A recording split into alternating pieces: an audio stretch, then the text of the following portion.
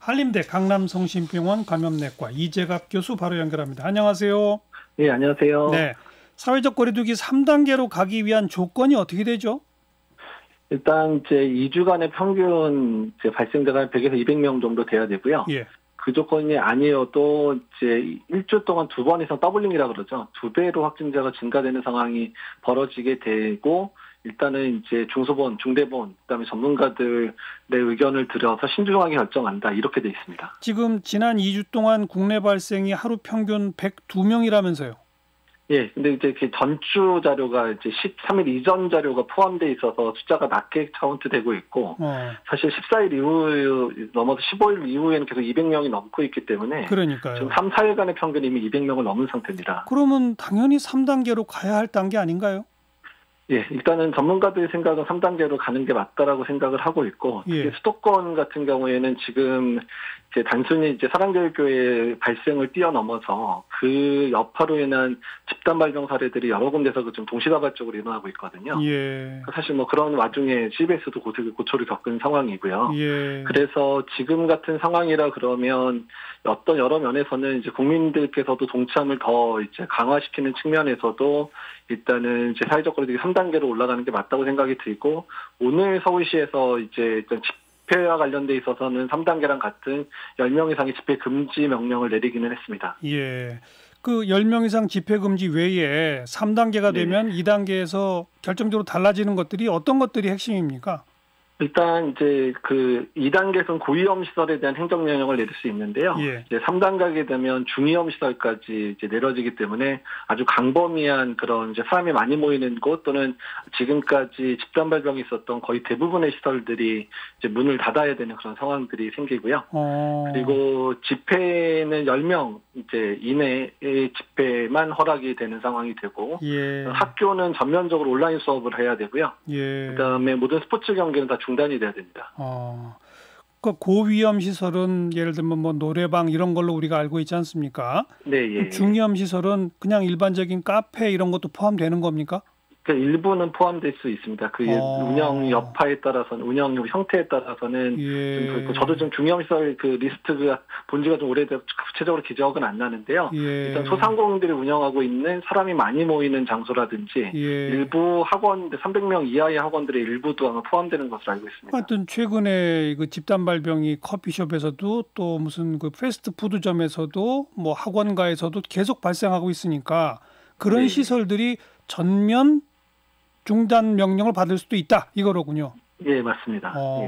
확실히 이 2단계와 3단계의 차이는 굉장히 크네요. 예, 그래서 사실 저희가 이제 얘기하기는 우리가 대구 경북대 고강도 사회적 거리두기를 한 달 정도 했잖아요. 예. 네, 그때 고강도 사회적 거리두기의 양상은 지금의 2단계보다도 낮은 단계라고 설명을 하거든요.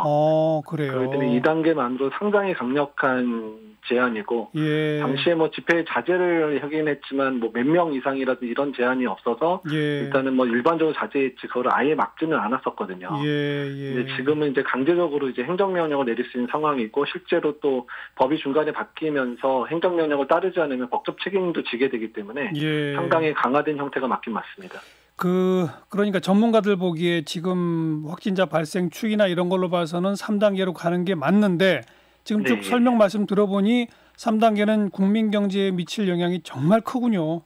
예, 그럴 수 있어서 정부가 쉽게 결정을 못 내리는 측면도 전문가들이 이해는 하고 있는데요. 일단 그래서 3단계에 대한 부분들은 뭐 좀 더 신중하게 생각한다 그러더라도 국민들께서 여러 가지 모임이나 이런 것 할 때는 3단계 수준에 맞춰서 이미 필요한 집회나 모임이나 그런 회의나 이런 것들은 다 뭐 비대면이나 이런 것들을 이제 바꿔주시는 게 현재로서는 더 중요할 것 같긴 합니다.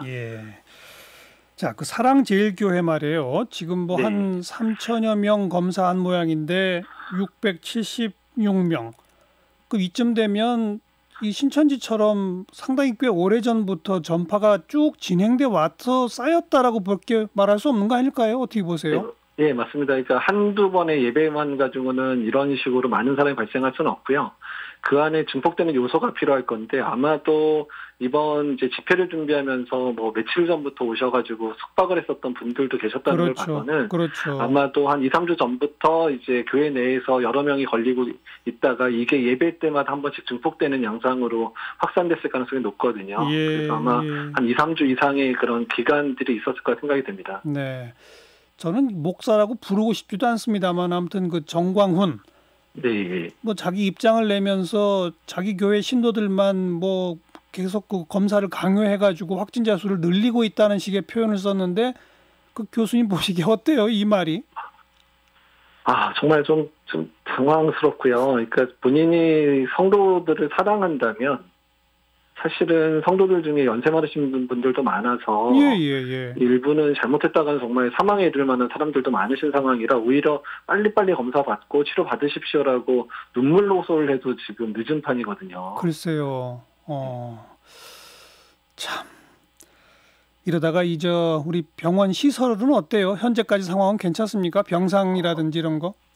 이미 수도권 병상은 한개에 다다르고 있는 상황이고요. 그러니까 지금 생활치료소 몇 개가 열려서 약간 숨통이 트였는데 지금 상황으로 뭐 300명대 만약이라도 좀 더 환자가 늘어 4,500명대로 며칠만 발생하면 수도권 병상 거의 이제 부족해서 대구 경북의 초기 상황처럼 환자분들 입원 못하고 대기하는 숫자가 뭐 몇천 명 단위가 올라간 적 있잖아요. 그런 상황이 생길 수 있어서 지금 정말로 급하게 움직여야 되는 시기가 맞습니다. 그러면 그 대구에서도 왜 우리가 별도 시설에 격리 수용했었지 않습니까? 경증 환자들.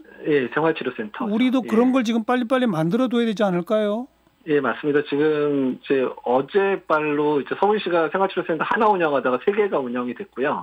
그러면서 그나마 이제 입원대기 환자를 좀 흡수를 했거든요. 근데 지금 상황을 봐서는 거의 지금 매일 한두 개씩은 생활치료센터가 열려야 지금 서울, 경기, 또 인천까지 지금 확대되고 있기 때문에 이 상황들을 해결할 수 있을 거라 생각이 듭니다. 지금 뭐 그 정부나 서울시, 경기도 차원에서는 그런 생활치료센터 시설을 충분히 준비해 두고 있겠죠?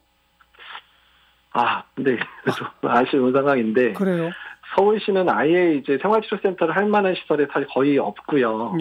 서울시가 워낙에 밀집하고 이제 지대가 비싸다 보니까 주로 경기도에 많이 있는 상황이고 오히려 경기도 외에 충청도까지 가야지 많거든요. 대구 경북 상황에서도 이제 경북뿐만 아니라 충청도에 있는 이제 많은 연수원 시설들을 이용해서 환자를 입원시켰거든요. 맞아요, 그랬죠. 아무래도 지금 상황에서는 충청도라든지 강원도 일부에 있는 그런 시설들까지도 확보를 해야 환자들이 좀 멀리 이송되는 면이 있긴 있지만 그래야 해결되지 않을까 생각이 듭니다. 저희 CBS 어제부터 오늘까지의 대응을 평가하신다면? 뭐 어제 저녁에 저한테도 자문을 직접 해주셨고요. 그러니까 발빠르게 이제 자문도 받으셨고 또 정부의 시책에 잘 따라주셔서 어떻든 그 위험성을 최소화시키고 또 방송 정상화도 빨리 이룬 것에 대해서는 정말 빠른 대처를 하신 걸로 생각이 됩니다. 감사합니다. 감사합니다. 이재갑 교수께서 시키는 대로 저희 한 겁니다. 사실 어떻게 보면. 고맙습니다. 감사합니다. 한림대 강남성심병원 이재갑 교수였습니다.